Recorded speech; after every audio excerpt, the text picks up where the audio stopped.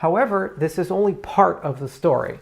Even if we can create a utopia where all blockchains can talk to each other and be seen and heard, and they go from blind, deaf, and dumb to very intelligent and verbose, the issue is that this world is still incompatible with this world, principally because of three factors. One is the notion of metadata. Two is the notion of attribution. And three is the notion of compliance. So, metadata is the story behind a transaction. It's not that you've spent $50 that matters. It's where did you spend it? What did you spend it on? To whom did you give it to? These types of things. That's metadata. It's really not well provisioned in the cryptocurrency space. However, it's the bread and butter of the legacy financial world. There's an enormous amount of value in the metadata of transactions. And in some cases, the metadata of transactions allows transactions to be put into a hierarchy of risk. Certain types of transactions are tremendously risky. For example, if there's a wire transfer between two American banks based in New York amongst large companies, this is very common and happens all the time. If there's a wire transfer from a small American company to a small Russian institution, which in turn then goes to Iran, which in turn then goes to South Africa, this is a totally different scenario. Even if the amounts are the same, the amount of hops, the people who've touched it, the nature of the organizations, how long they've been doing business, this is all metadata. The problem is that metadata is incredibly personal. It's incredibly private, and it has a big difficulty in the cryptocurrency space because all the transactions here are permanent. They live on a blockchain. They're transparent. And the minute that we would attach metadata to a transaction here, we'd run into a situation where we could be potentially exposing very sensitive information to the general public. So one of the goals of the Cardano project is to figure out where, when, and how we can put metadata on a blockchain and benefit from some of the factors that we really care about, such as auditability as well as immutability and timestamping. Because tampering with metadata is a very risky thing. It's very important in cases to have this, but at the same time, posting metadata to a blockchain in a responsible way, perhaps encrypted or perhaps with a special scheme that only allows certain people to see it, whereas others cannot. Attribution is about identity. It's about the naming of actors involved in a transaction. It's a subset of metadata, but it's so important it deserves its own consideration. It's not just good enough to know the story behind the transaction. You have to know where the money came from and where the money's going.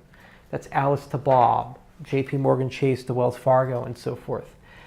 This is so incredibly important that we've decided to try to construct a way where if one desires to add attribution to a transaction, it can be done in a pretty streamlined and easy way. But the difficulty is establishing a web of trust or some sort of identity hierarchy. One of the reasons why we live in an internet with passwords and usernames is because we actually don't have a good way of identifying the people on the internet.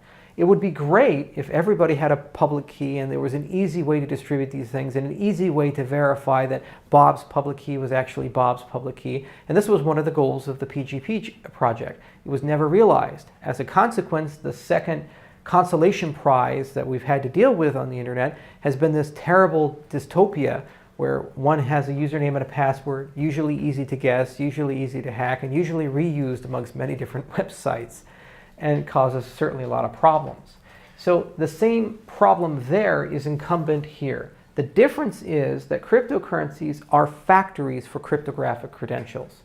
They give you a place to store public keys, they give you a place to store a web of trust, and a whole bunch of cryptographic mechanisms that go above and beyond what one would see in a normal website. Cryptocurrencies are basically factories for cryptographic credentials. Unlike normal websites or unlike the current internet, cryptocurrencies give you the ability to organize, manage, store public keys, and develop all kinds of webs of trust, as well as an even more advanced layered cryptography, which has been invented over the last 20 years. So part of the goal of the Cardano project is to start exploring how we can use these things that we're currently using for storing and saving our money to actually also identify ourselves when and how we want to do. And the hope is that this can then be used when people are required to give attribution to transactions. For example, perhaps when they send value to an exchange or back, they can do so in a very graceful and easy way. Now, the final component is this compliance component. And compliance is a construction of things like KYC, which stands for Know Your Customer, things like AML, it stands for anti-money laundering, and things like anti-terrorist financing, ATF. And basically, they're all the same notion of there's a transaction that's occurred. What do we know about this transaction such that we can say it's a legitimate transaction? This is something that is not really considered in the crypto world, but it's the bread and butter of every single financial institution, whether they're an exchange, they are a bank, or anybody who's in a position to be a money service business where they're handling money on behalf of somebody else. There's very harsh and strict global regulation and standards for how anti-money laundering and know your customer and compliance needs to work in general. So, with respect to this, our hope is that we can find a healthy balance where once we've distributed these cryptographic credentials and once we have provisions for metadata, that these two factors can be put together in a very creative way on a case-by-case basis and a voluntary basis, so that when somebody in the crypto world wants to do business in the legacy world, they have an ability to escalate the transaction from a standard cryptocurrency transaction to one that a bank would actually recognize and feel very comfortable with. For example, the scenario that we gave in the beginning of this presentation about this ERC20 token crowd sale, one could entirely imagine the idea of saying that the only way one can send Ether to this transaction would be if it's stamped with some metadata accessible to the person being sent to, and it has some identity information that's transitive such that when they cash out and go to the bank, they can disclose that to the bank.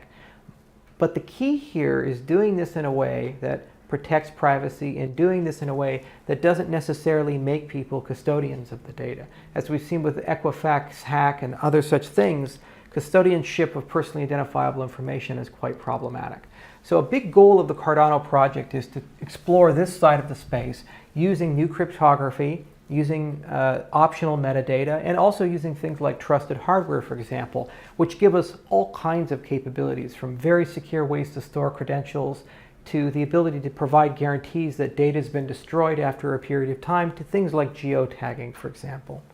So this is the interoperability side. And if we're successful with this, we can really think of Cardano as that glue that can facilitate the internet of blockchains, where Bitcoin can stay Bitcoin, Ethereum can stay as Ethereum, Ripple can stay as Ripple, and the banks don't have to change much, but Cardano provides that necessary bridge that isn't centralized and isn't fragile. Rather, it's a large decentralized network, and it really ushers in this great new era of interoperability.